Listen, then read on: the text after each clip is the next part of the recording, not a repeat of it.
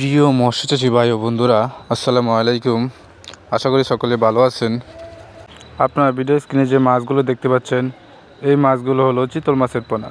এই মাছগুলো 3 থেকে 4 ইঞ্চি চিতল মাছের পোনা।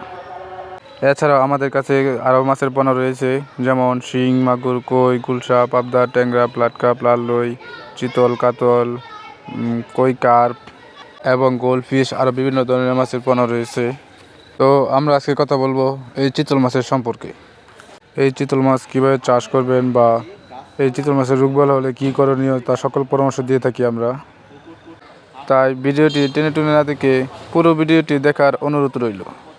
যারা আমাদের চ্যানেলটি থেকে নতুন রয়েছেন তারা অবশ্যই আমাদের চ্যানেলটি সাবস্ক্রাইব করে পাশে থাকুন নতুন পরবর্তী ভিডিও পাওয়ার জন্য। এই মাছ চাষ করার জন্য আপনাকে অবশ্যই পুকুর প্রস্তুত করতে হবে।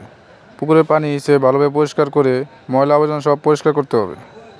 পুকুরের কাছার অবশ্যই ভালোভাবে মেরামত করে এই মাছগুলো চাষ করতে হবে। এছাড়াও আমরা মাছের রোগবালাই বিষয়ে তথ্য দিয়ে থাকি, যেমন কীভাবে আপনার মাছগুলো চাষ করবেন বা কীভাবে আপনার মাছগুলোকে খাবার প্রদান করবেন ইত্যাদি। এই মাছগুলো আমরা বাংলাদেশের বিভিন্ন জায়গায় সেল করে থাকি, বা আপনি যদি চান আমাদের লোকেশনে এসে মাছগুলোকে ভালোভাবে দেখে যাচাই বাছাই করে আমাদের কাছ থেকে মাছগুলো ক্রয় করতে পারেন। এই চিতল মাছের সাইজ আমাদের কাছে অ্যাভেলেবেল রয়েছে।